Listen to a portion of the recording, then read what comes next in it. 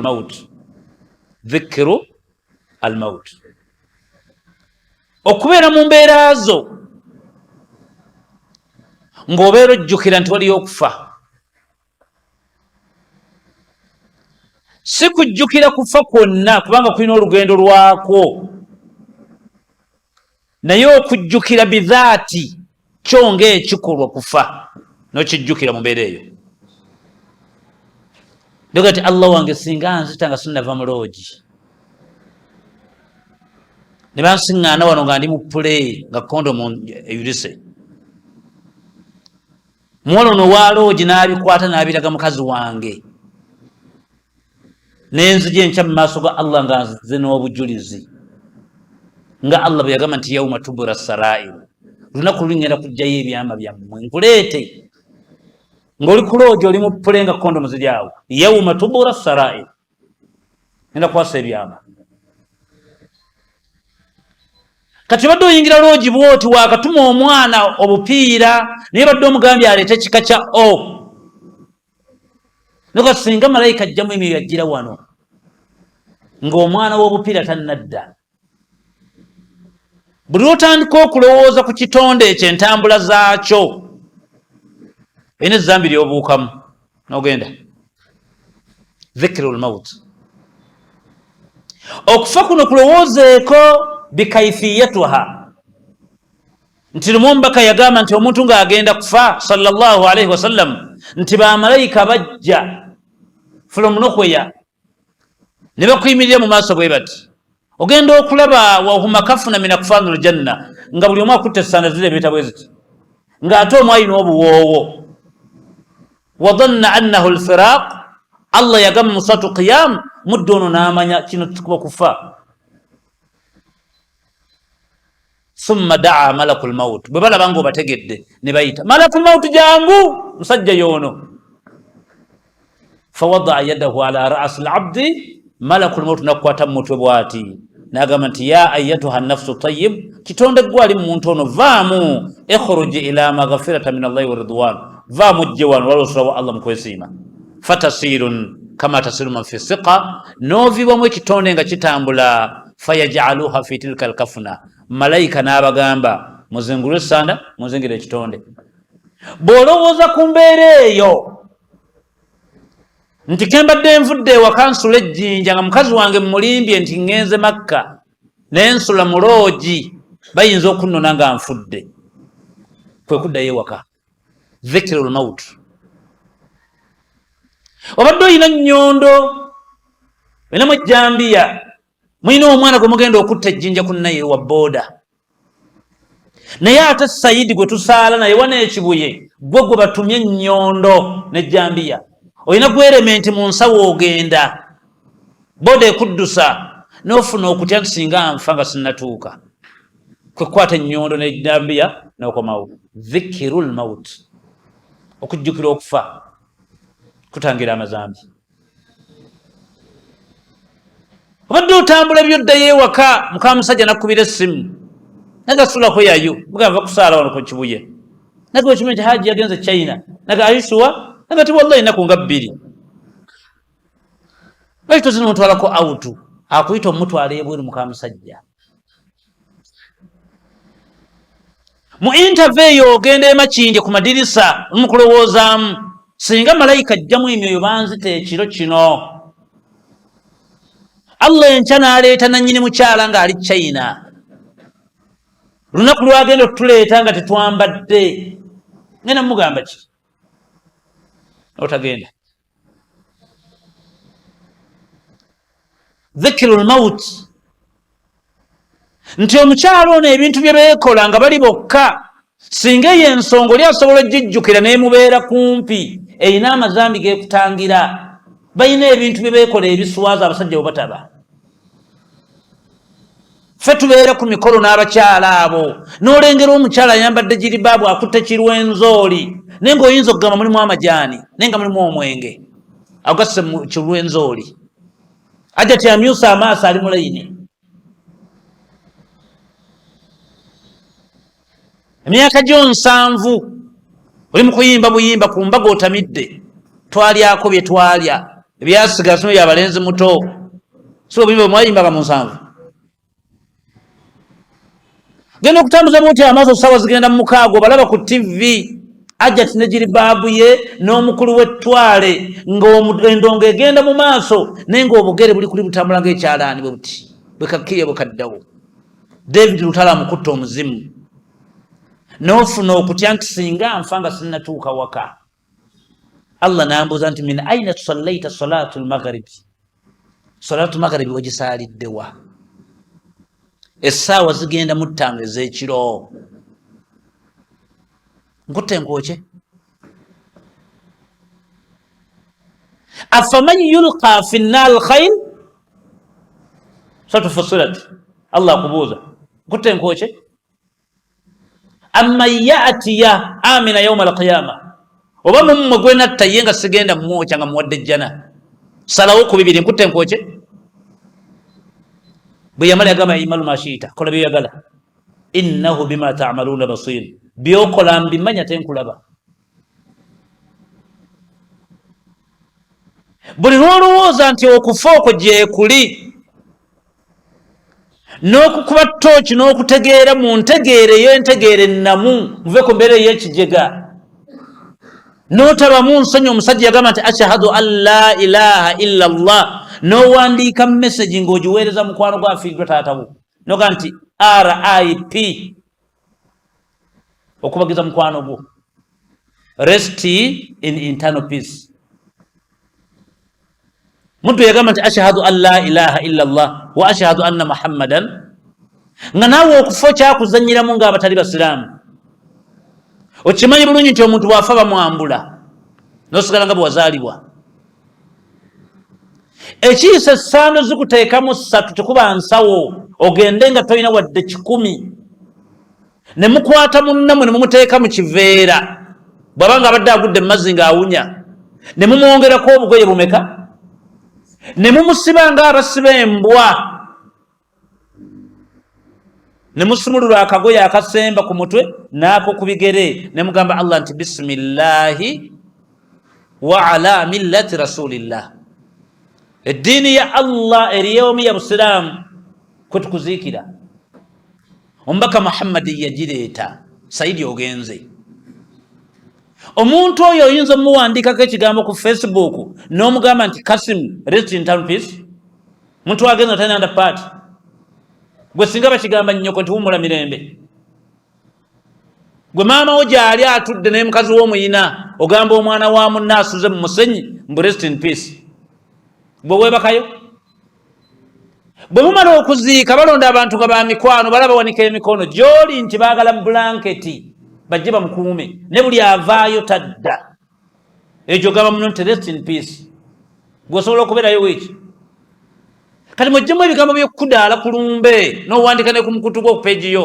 mbu rest in peace abo bawumulirawo manye ebiri awo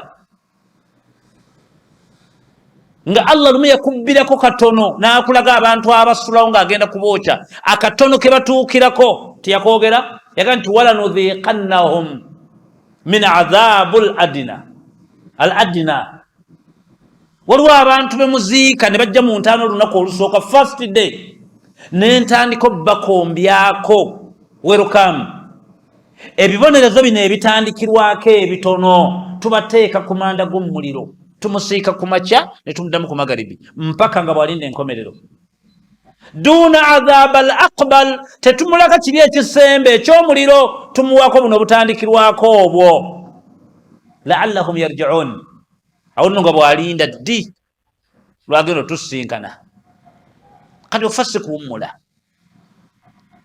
wadde oli awo ovuga takisi yo nojjukira nti Allah singa nzita nga sinnatuuka ekinyenza ku buli muwala bwenvuga nga buli lutu gye ntwala abantu entebe mbaamu n'omuwala abantu abo bennyendako enkya Allah bw'anaabaleeta nga ndi muntala ngenda mugamba ki n'ova ku bwamalaaya dhikirul maut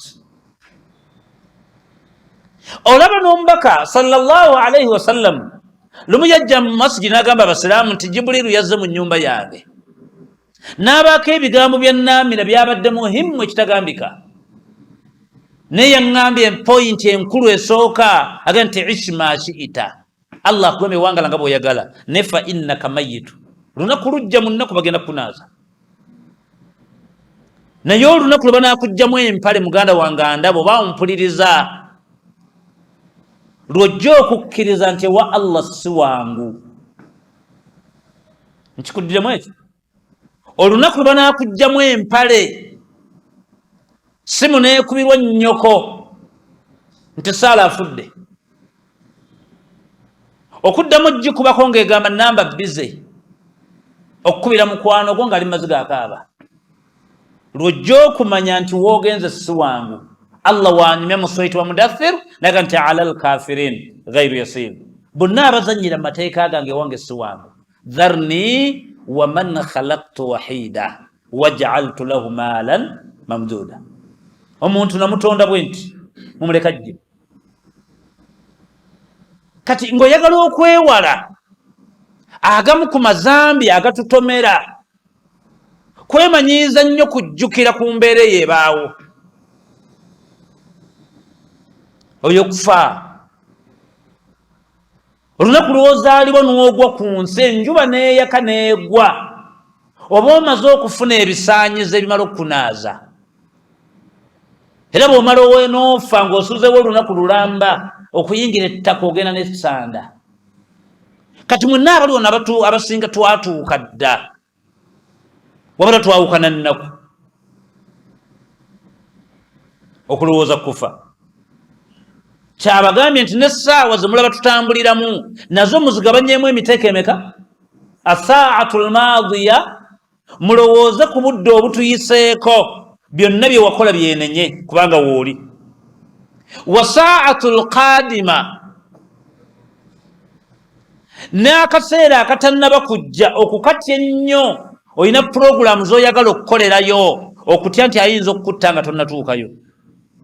Ogenda olanga mu bantu nga bw'olina embaga ya muwala gw'omwenda, naye tokimanyi nako nti ne Friday eno togenda kubaawo. Naye abantu ogenda obagamba muwala wange afumbirwa, muwala wange ajja ava China, muwala wange ava China, ogenda ozunga buli disitulikiti. Naye tolina puroguramu na Allah nti wiiki ejja wooli, okulowooza ennyo ku by'omu maaso by'ogenda weeyogeza n'obimwenenyeza. N'agamba n'akaseera k'oyimiriddemu kati okkatya ennyo, oyinza obutongerako ddakiika nga tukulaba kati. Waliwo tobeeko abagudde nga naye agenda okwebaka, bagenza omumukwatako ne bamuyita nga Saidi agenze wa Allah. Eyo empangaala. Oba okola mukasisi, mubadde mukwata bomuti omwana mumunyiga, omwana ono omunyiga, omwana alaaja n'otadde omukono gwe mu nsawo obbamu ssente, n'omutuusa ku siteholo n'omusaako omusango, bamutwala mu kkooti tawooza direct kitalya, bamusomera omusango gwa myezi 6 limandi. Omwana agenza okuvayo ng'omwana mulema, eyagamba nti ashhadu an la ilaha illa Allah, nga gwe bakuwadde ssente gy'osaala, ne bw'oliba ofiiridde Makka mwezi gwa Ramanzaani, ye omwana togenda mubuuka. Bwe bunaaba obujulizi obwo olowooza tebuliiyo, ogendanga mu Kulaane, yawma idhin tuhaddithu akhbaaraha, nja kuyita ensi etubuulira amawulire agakwata ku oyo n'oyo. Bamuleeta omwana nga mulema, gambe lwaki wankuba ne nemala okukolera ku kkubo gwali musango, oli oyagala nzibe, njagala kunsasula. Muli mu maaso ga Allah mwenna muli bwereere. Dhikirul maut, okulowooza kufa, olina amazanyu gwe tasobola kukola. Ekyo kimu. Ekyokubiri, nga mwagala tutandika okulinnyako ku mazambi ly'obadde wamala olirinnyireko ddala oliveeko. Omuddu okutya nti waliyo okwogeraganya ne nannyini eggulu live, wa huwa laysa bainaka wa bainahu tarjumaani, nga wakati wo naye tiwaliwo interpreter, wabula akuyise muyina we muli alina by'ayagala okukubuuza live. Buli olowooza ekintu ekyo olina kyotya. Gulaba abaddu batya kkooti, muddu n'agula looya ng'akankana, Poliisi najja omukulu najjayo kaadi nga ya CMI muddu agenza okuva mu toyi n'ekitibwa kingengo yazoonoonyeemu toka Saidi oyina amagezi nti sekantidde nnyo ngengo ezo nazo yonoonedde muntu munne kati oli nannyini ggulu ayina ebibuuzo bizibu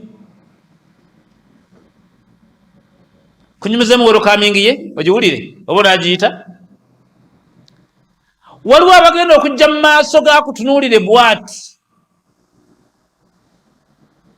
akuyite mu ddebbali agenda nti walakad jitumuna furada okomyewo bwomu kama khalaqnakum awwala marra nakutonda nodda mu nsi nga tolina wadde empale wadde andapaati wagenda bwoti nakati ozze tolina andapaati wataraktu ma khawalnakum obadde okola oyina akamotoka wazimba akayumba oyina bamalaya oyina emmotoka oyina ebipiki byonna tolina kyoleese wama nara maakum shufa'akum alladhina za'amtum annakum shuraka obadde oyina emikwano nga mulaba emipiira muli 20 mwagenda ku mbaga nga muli saako mubadde mu bwamalaya nga muli bangi bonna teri akuwerekedde ozze bwomu nga byonna byakugamba bituufu nga ne bwowoggana n'okuba enduulu toyina ansa yeyongerako ndala wabula kyakugamba akumanyi ekyo kimu Allah ayinza okwogeraganya n'abantu n'ababuuza ekibuuzo kino wammanga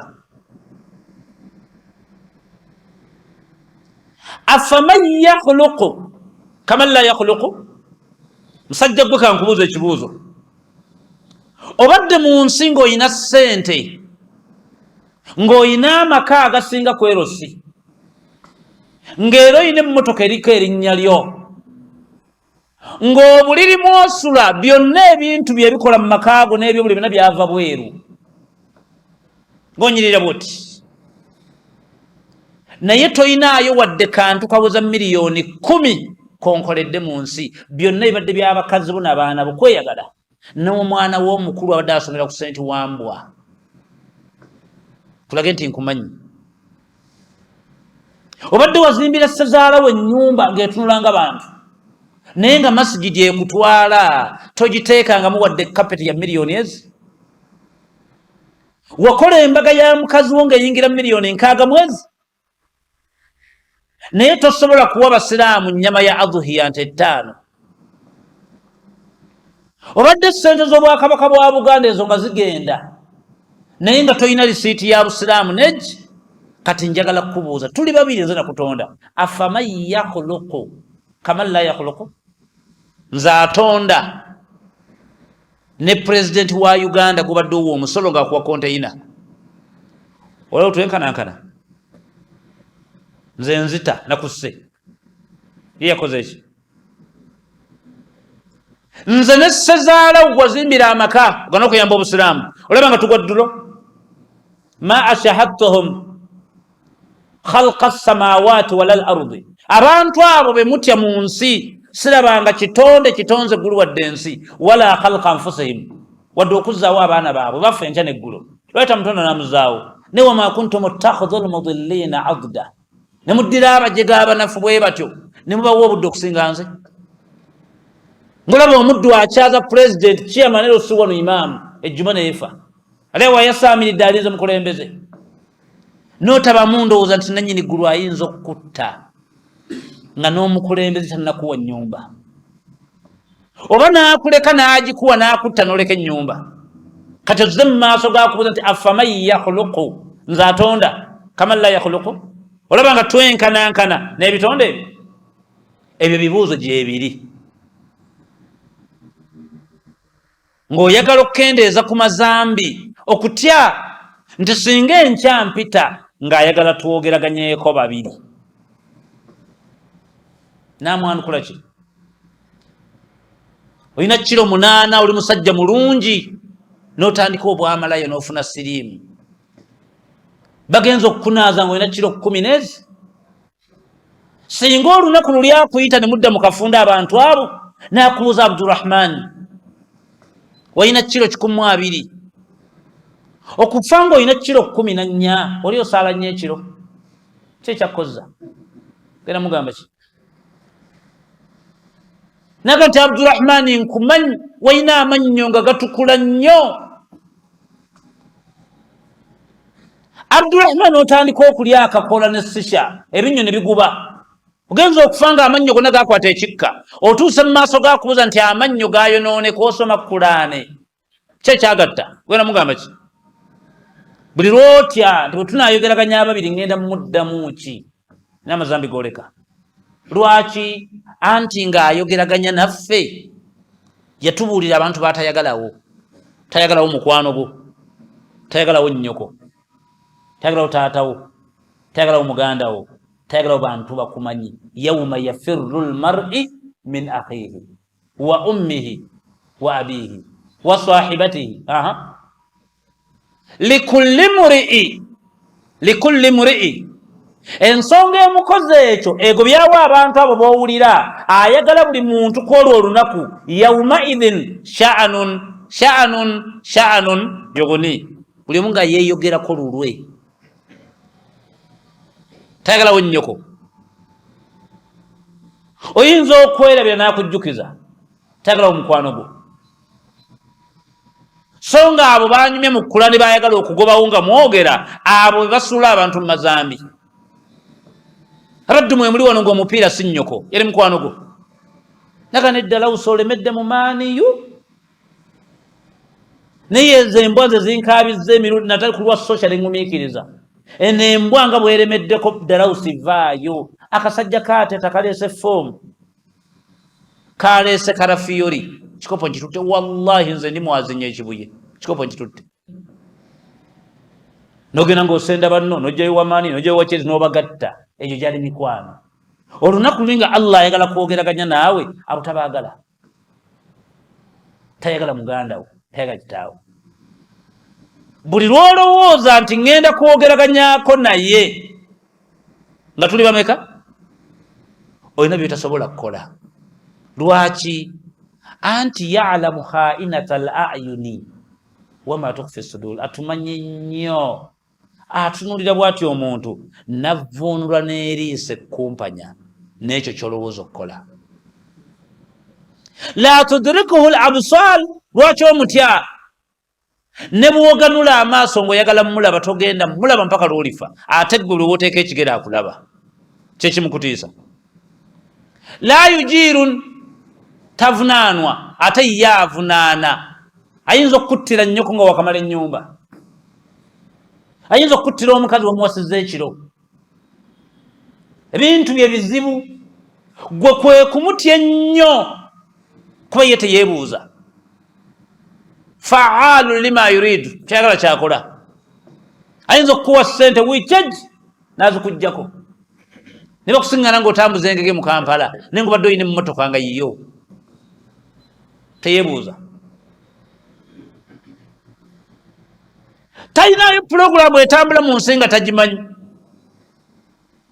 naawe ebikwatako obwavu bwo n'ebizibu byabimanyi lumu yagamba nti huwa a'lamu bikum manyi nnyo ebyammwe nnyo idh ansha'akum min al-ardi wa idh antum ajinna okumanya mba mmanyi nabamanya nga mukyali bugi basinabaleeta mu nsi fi butuni ummahatikum nga mukyali mu mbuto za nnyoko okumutya okwo n'okumulowoozaako ennyo olw'ebyo byakola olina kyotasobola kukola uga nti antegedde kyokola nkireke ekyokusatu mu bintu ebiyinza okukuyambako okwewala amazambi kwe kugoberera omubaka Muhammadin sallallahu alaihi wasallam n'okumwagala kwe kugoberera nabbi w'enkomerero Muhammad sallallahu alaihi wasallam n'okumwagala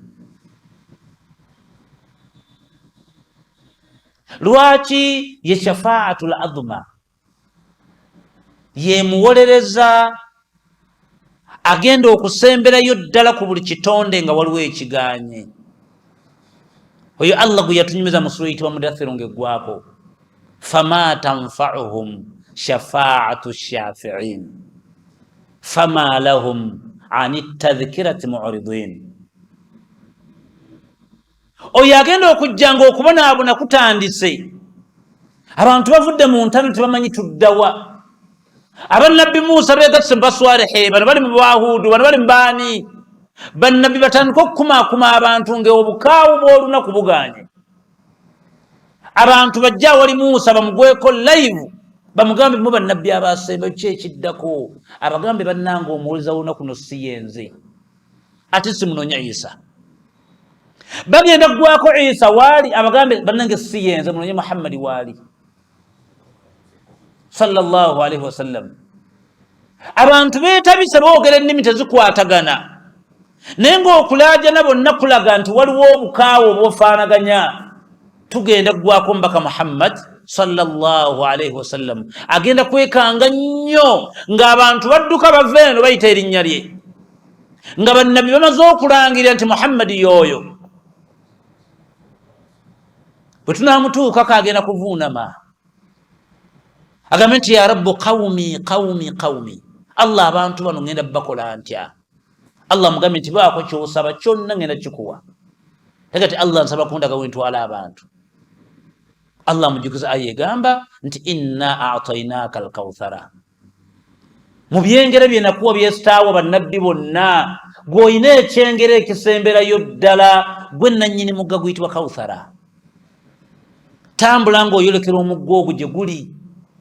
Ogenda okusiŋŋaanawo ebikopo nga bingi bisinga ne munyenye. Buli muntu yenna anaakwata ku kikopo n'anywa mu mazzi ago agenda kumanya ekiddako.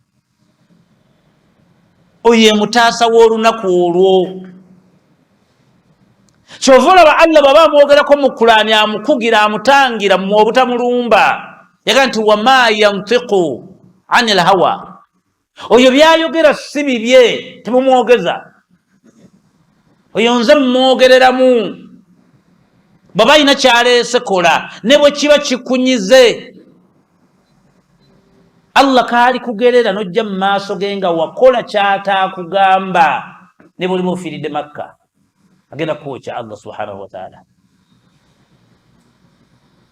Kul inna hadhihi sabila, bannange nze Allah ndaze ekkubo lyeno mugoberere lino, ad'u bihi, eno nze gye mbayitira, si Bayibuli, eno gye mbayitira.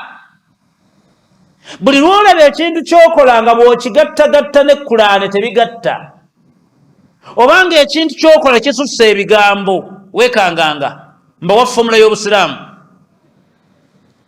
Inna likulla diina khulqan, buli mulembe gw'abantu be mulaba mu nsi gulina enneeyisa yaagwo, ne wa khulqa al-islaamu al-haya, enneeyisa y'Abasiraamu kuba na nsonyi na mpisa.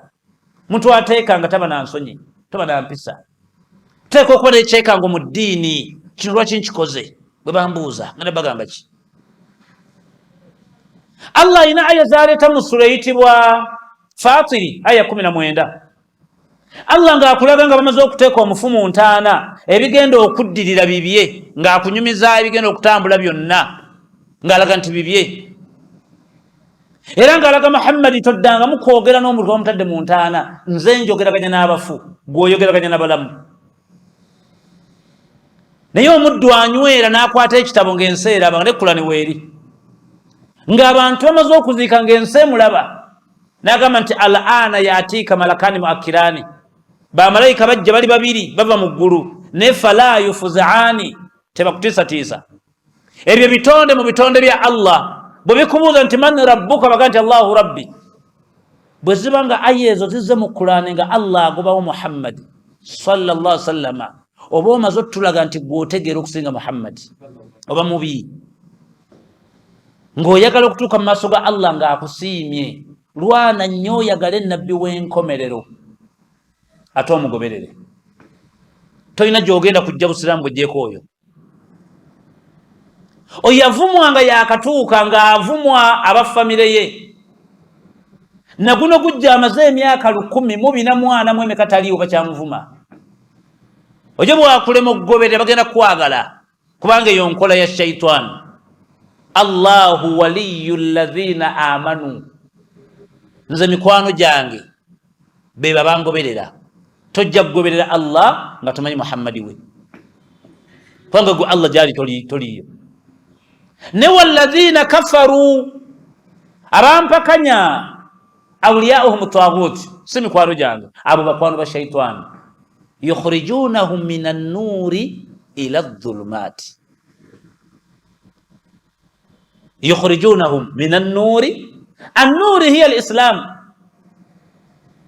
hiya al-huda ihdina as-sirata al-mustaqim tuita huda nuru islam kati ngoyagala okwewala Allah obutakwocha n'obutagwa mu mazambi lwana nnyo yagale Muhammad sallallahu alayhi wasallam ni bwaba kiyaleeta owulyanga ekikunyiga ne bwaba yakireeta tonoonyanga migaso tandika okole bijja kusanga mu maaso kanku example nyangu nnyo idha waqa'a adh-dhubab fi sharabi ahadikum falyaghmisu kullu fa inna fi ihda janahi ida wa fi al-ukhra shifa ule kigambo ekyo kyozo kigamba profesa 40 aba dokita nkaaga bonna ne beesooza bena gamba wadde busiraamu nekyo akoko kano maloka kola fakadi kafara bobudde musiraamu ina kudda mutola shahada onyigidde kyo Muhammad kiyanyumya atenga kyanyumya Allah yamugamba nyumize ekyo yagamba nti idha waqa'a adh-dhubab singo badde okutte kyayi boti oba juice ensula nejjanga ezunga negwamu falyaghmisu kullu lwana mu bwangu oginnyikemu yonna kikolere nze Muhammad ginnyikemu yonna nsonga ki fa inna fi ihda janahayhi da enswera eyo ekiwawaatira ekimu Allah yakwekako obulwadde bubi tebulina ddagala wa fil ukhra shifa eddagala erijjanjaba obulwadde obwo buli ku kiwawaatira ekyokubiri kati bw'otaginnyikamu yonna oyinza obutamanya kiwawaatiro kya ddagala kyekyasoose oba kyabutwa kwe kugiteekamu yonna obeere ku self-side bw'oneenyinyala noga nze ndi primitive n'omala oyiwa n'okigaana ojeemedde Muhammadin sallallahu alayhi wasallam oba ojeemedde Allah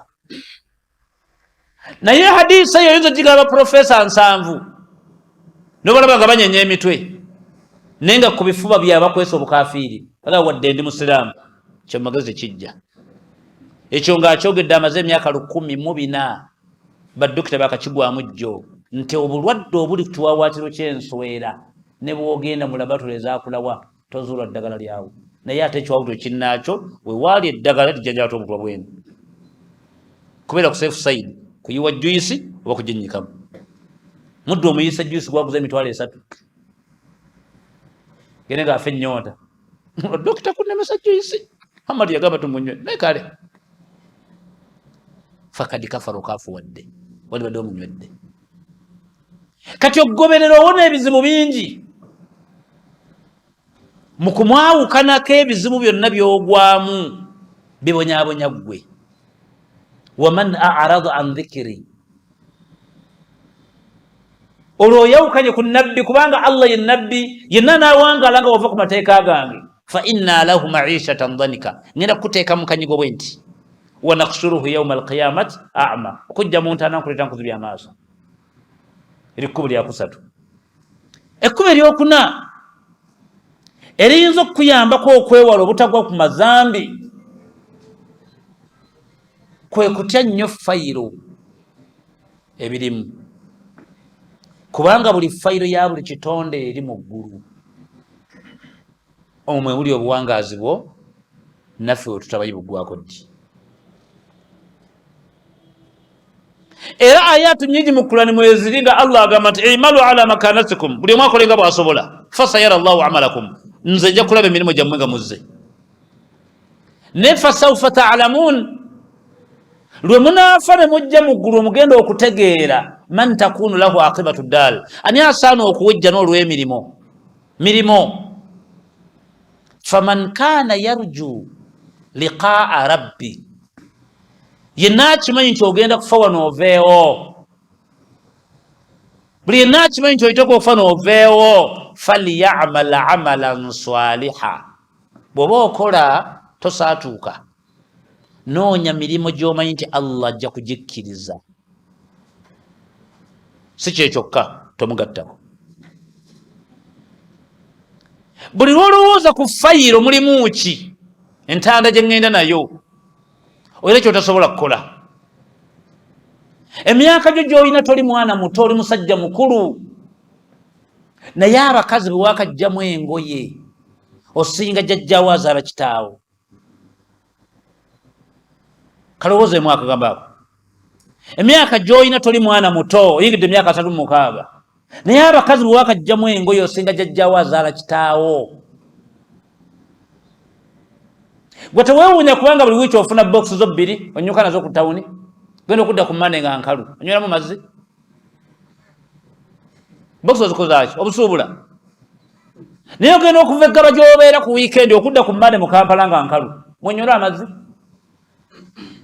Kati abakyala bwe waakendako osinga jjajjawo azaala taatawo. waman yamal mithqala dharratin khayra yara waman yamal mithqala dharratin sharra yara. Nabagamba kibaita an atom,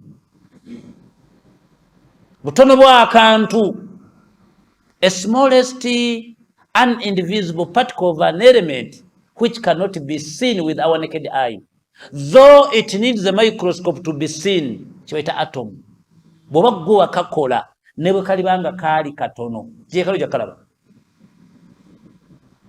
Kati kuŋŋaanya, inna nahnu nuhyi al-mauta wa naktubu ma qaddam wa atharahum kulla shay'in ahsaynahu fi kitabi.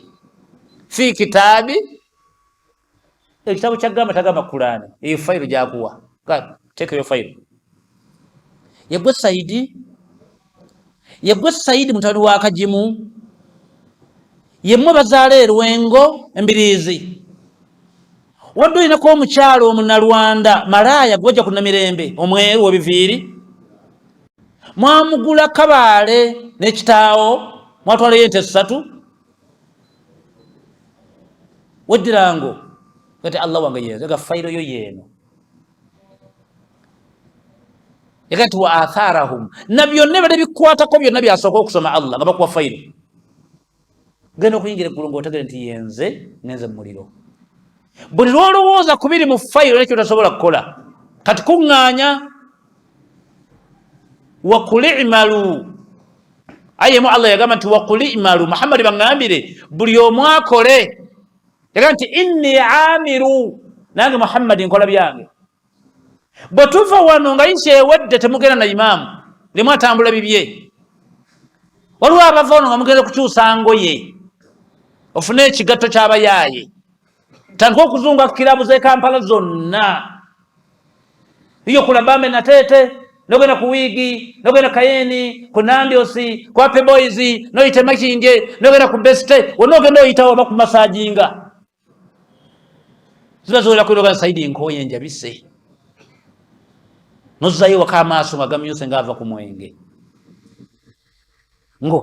Ng'olinda aya eri mu Surati Twarika aya ey'okuna, Allah jaga nti in kullu nafsun lamma alaiha, buli yonna gye mutambulira nakuteekako malayika. Twagala audio ne video. Buli kirabu gy'oyingira ne bw'oba ozzeemu ng'olina topi, twagala video, twagala ne audio. Buli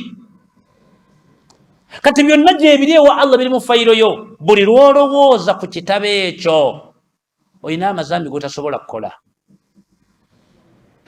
N'otula wansi n'ojjukira nti ndi musajja mukulu nyina emyaka 79, natandika obwamalaaya obote 1, obote ttundi mbwamalaaya. Ono omusajja atukalanze ennyenda, kuzina envi obwenzi mbwagazaaki. Myaka gyo 7 gyemu empaleyo, weeyambulira akana ka P7, olina amagezi.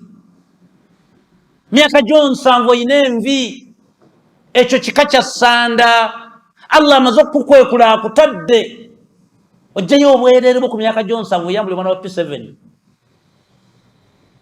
buli lwolowooza ebiri mu fayiro olina kyotasobola kukola ekyo kandeke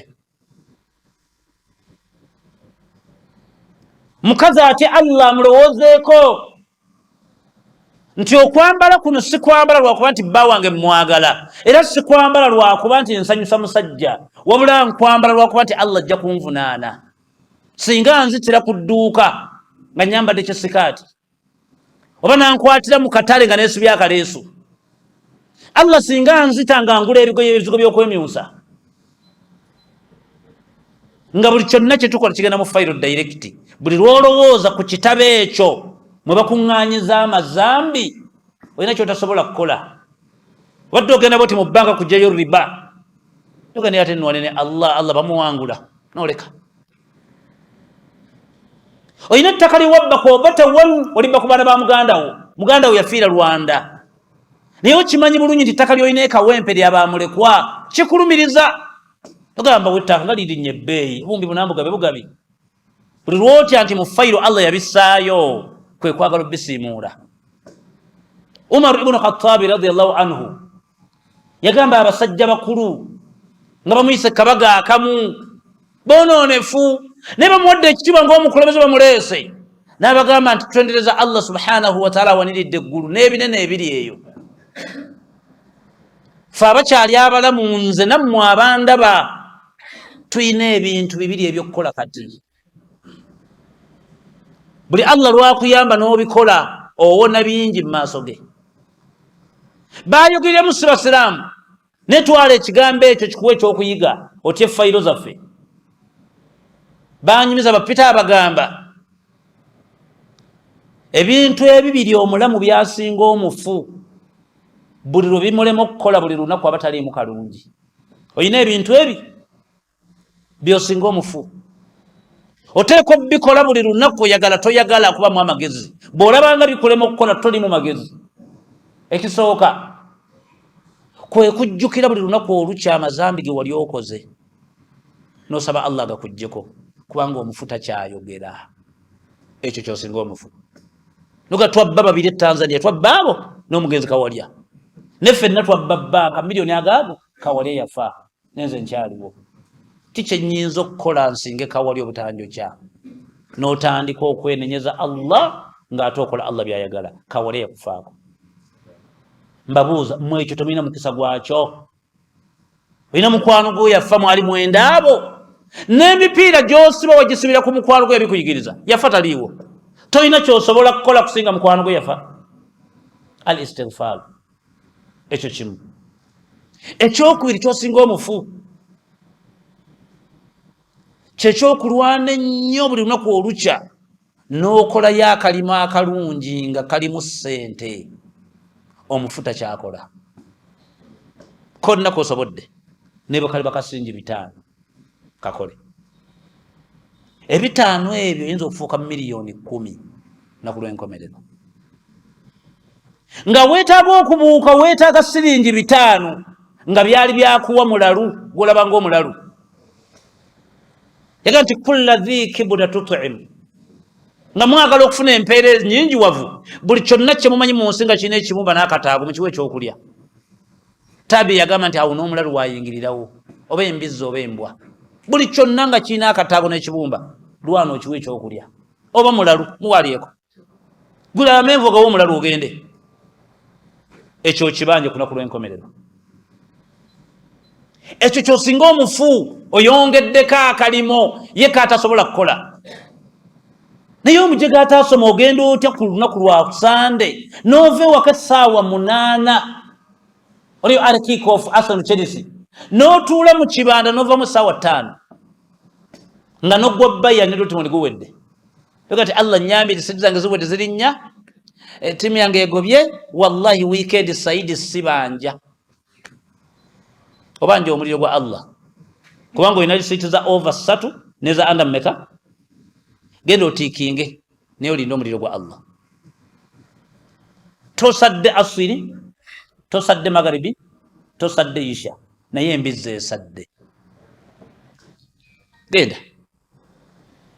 ekyo mu fayiro kigenzeeyo, era olwo olunaku ne bonaakola otya tulugenda kusiimuuka. Bwe nabadde ntandika nabawola ekyo bayita idha wakaatu lwakia, essaawa ne bagala essaawa erimu emiteeko emeka? saatu lqadima wa saatu lmaadiya walmustaqaamu, nti essaawa gye muli Allah gyalondemu abantu akulondola mu ssaawa emiteeko emeka? Era buli aliwo n'essaawa ezo zeetaaga ziri mmeka? Era nti ekiseera ekyayita okirowoozangako nnyo bye wakoleramu nga tebyamusanyusa, obyenenye kati ayinza okukutta nga tonabyogera. Kyekiseera ekyayita. Yagamba nti ekiseera ekijja kimugabiramu kaadi z'embaga, muwala wange afumbirwa mu Gwomunana nga 25, simanyi tugenda ekyalo, simanyi tugenda e Rwanda. Ebiseera ebijja byomupulaningamu byokuzimbilamu ebyo, otyanga nnyo Allah ayinza okukutta nga tonabituukamu. Era oba ozunza kaadi ogenda obagamba nkuwa kaadi mu Gwomwenda, ne bwemba tonsanzeewo ojjanga wadde siriiwo, nakyo mukyogere, wayinza okukunaaza nga tonaba kutuukayo. Ozizunza n'ebirango mu Gwomwenda nga 2, mu Gwomwenda nga 2, enkya wooli. Kanaka akaseera kalowoozeeko ng'ogaba kaadi. Akaseera ak'okubiri nga ak'okusatu nga kazibu nnyo, ke kaseera k'olimu kati. Isha yakatuuka eddakiika 3 okalaba nga akangu, kayinza okuba ke kasemba okuddamu okukulabako. Nga ketutudde bwe tuti, malayika bazze balinze buliiza akima Saidi Ogwe. Ebiseera ebyo bw'obirowoozaako bye bikola kibati idha wakaati lwakia. Yakuddamu agamba nti layisa liwakaatiha kadhiba. Yaga essaawa bwetuuka bwevvi tebagirimbisa. Yaga nti essaawa entuufu eba mu miteeko emeka? Eyayito girowoozaako aleme kuttanga toba kwenenya byemabega. Ey'omu maaso gy'opulaningiramu omulaajanira ereme kutuuka nga toliiwo, kubanga byangu nnyo. Omusajja gwe bayita Badiru Magoba Ssenyondo, mukwano gwange, yabadde agenda kusala adhuhiya awo mu kibangizo ekabooyo amanyiiwo, ente zifuluuje, olwali taliiwo. N'omala okigamba abaana be twali bakusala baga nti otegeera bulungi, lwaki yafaata zisaze lumu? Biri byaggwa naawe, bano balamu oli mufu. Saatul alqadima yalina program za mu maaso, Allah ng'akimanyi togenda kubaawo. Naabwe tekikugaano kirowoozaako. Olina ssente za langi z'oteeka mu ndeba yakuzimba mwezi gujja, naye wooli katogaano kolera Allah olwa langi gw'osonda. Bawe 8, Allah muwe 10. Birimu ebigaana by'abaana bo, lina 10 liryo. Nze mbewuunya abajjega obutaso babadde mbewuunya obunya basiraamu mmwe. Muddu ng'olina ssente ne ziwera ku akawunti emyezi 4 nga ziwera miliyoni 7. Imagine ekigambo ekyo. Konteyina nejja ne bakubala miliyoni 2 ne bamubala top up miliyoni 6 mwezi. Top up gimanyi? Top up anagimanya tuyambeko top up, beta top up. Aha.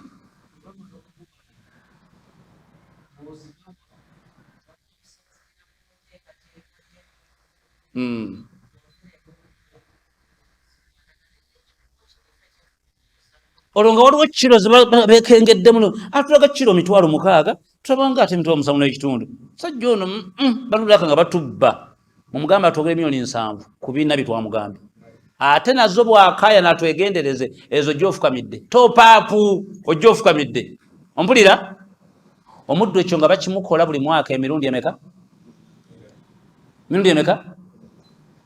Ng'ayingidde emyaka 15 nga tawanga Allah zakatul maali wadde sinje 10 eki. Bwafa nga Allah bwayaniriza abantu mu miteeko egy'enjawulo, ababooda bayinza okutuuka byabwe. Ababooda mujjeko wano, mwabagagga mujjeko wano, mubamaseeka bagalako wano mu miteeko gyabwe.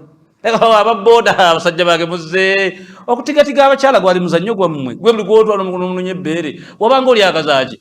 Ebyetunuulira bitega nti Allah wallahi atumanyi, Allah atumanyi. Alaka udhurukum, mwine ensonga gye mumpolo kyamabeere kuna magakwatiranga kati Allah tusaba tusonyiwa lwabagassa lwa muzeey gwabwe baliki ayita abagagga. Fawailun lilmushrikin, bagagga munyina olusenyi lwammwe lwabashiriku bushiriku Allah twabukola ddi alladhina la yu'tuna zaka yenna yava mbulamu obwesina tiyampa zaka mushiriku obushiriku bugira waawo mwali mutya nnyo gavumenti ogiwa omusolo nze nga temuntya yensonga lwaki ne top up yagendanga mangu nze nga tofaayo nze kati nkusse nsaba nkuzeeyo temulimu abagagga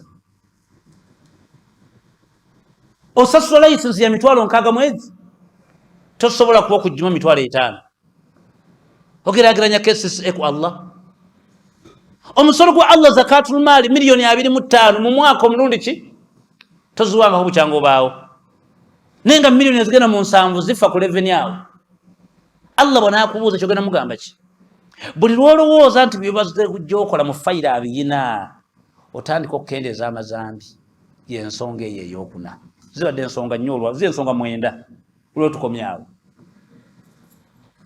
Allah subhanahu wa ta'ala yatuteekateeka n'atuteeka tuli mu aya egamba nti inna nahnu nuhyi al-mauta wa naktubu ma kaddamu wa atharahum kulla shay'in ahsaynahu fi imamin mubin ndowooza emubitegedde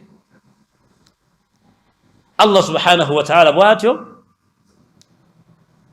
byatusobosezzaako olw'okulaba nundi ogunajja tujja kulaba ensonga yaffe eyeyongerayo biidhnihi ta'ala hayakumullah wa jazakumullahu khaira assalamu alaikum wa rahmatullahi wa barakatuhu